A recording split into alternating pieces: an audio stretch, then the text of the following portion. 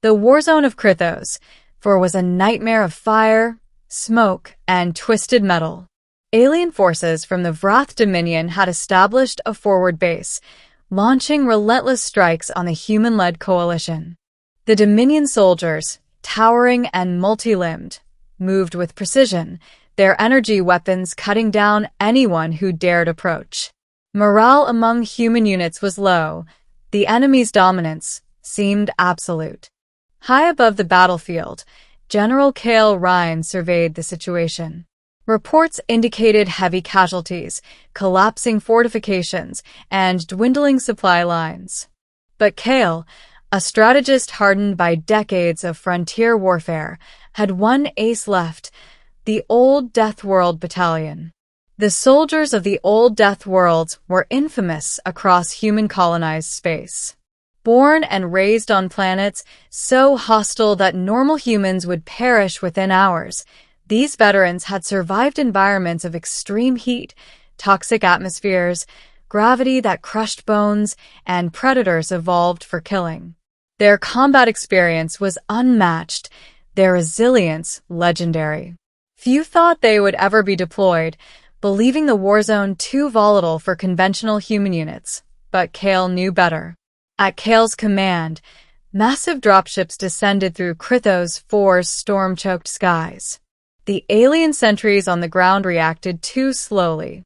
The battalion emerged, clad in adaptive armor and wielding weapons designed for versatility in hostile environments. Each soldier's eyes reflected focus and calculated fury, the aura of Deathworld survival radiating from them. The Dominion's commander, an alien named Thar, paused mid-strike, observing the newcomers. His 4 arms held dual-energy rifles, yet he hesitated. In his centuries of conquest, he had faced countless humans, but none like these. The Old Deathworld soldiers advanced methodically. They navigated the battlefield's jagged terrain with uncanny precision, using debris and craters as cover, while closing the distance at incredible speed. Their weapons fired with controlled bursts, disabling Vrath vehicles and energy turrets, while their engineers deployed field devices that disrupted the aliens' communications and targeting systems. Thar barked orders in his harsh, guttural language, directing units to flank and overwhelm.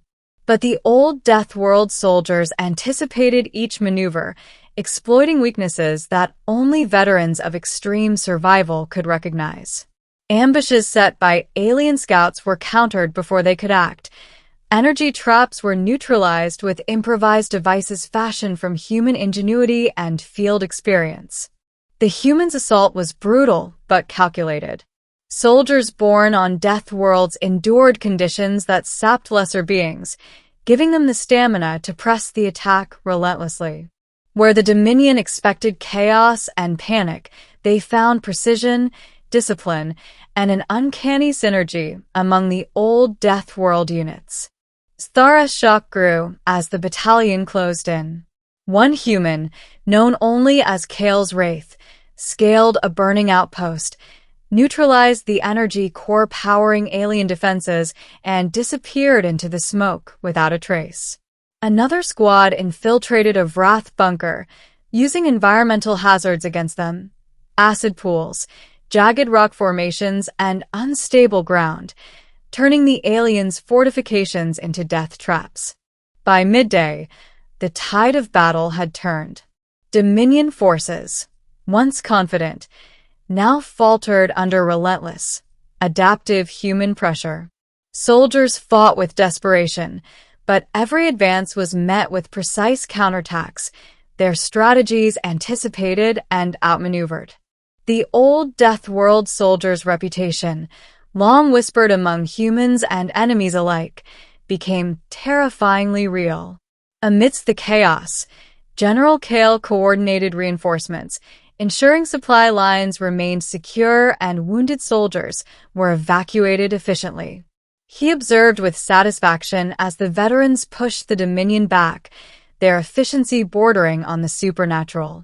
Thara's forces began retreating toward the orbital extraction points, their formations breaking under sustained human assault. The final confrontation occurred near the central energy nexus of the alien base.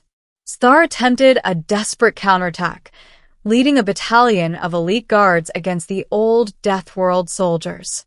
The humans held firm, anticipating every move, turning the terrain itself into a weapon.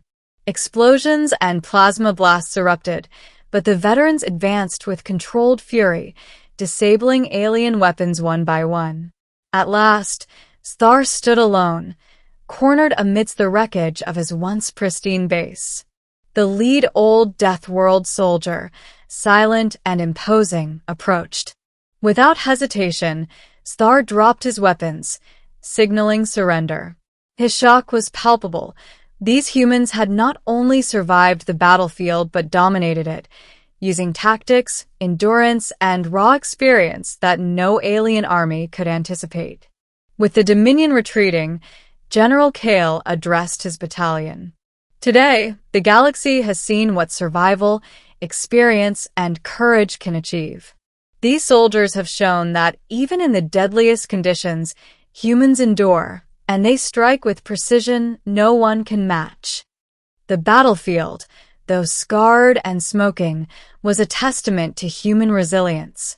The old Deathworld soldiers moved through the ruins with quiet efficiency, tending to the wounded and securing vital technology from the alien remnants. Their performance would be studied for decades, inspiring new generations of soldiers and earning them a legendary place in human history. Stara's astonishment became a story in the Dominion, a cautionary tale that humans from Deathworlds were forces unlike any other. Across the galaxy, the myth of their battlefield prowess spread, instilling both fear and respect. The war on Krythos was far from over, but one truth remained undeniable. The alien was stunned when veteran Deathworld soldiers stormed the battlefield. Their courage, skill, and experience had reshaped the course of conflict, proving that humanity, forged in the harshest worlds, could triumph where others faltered.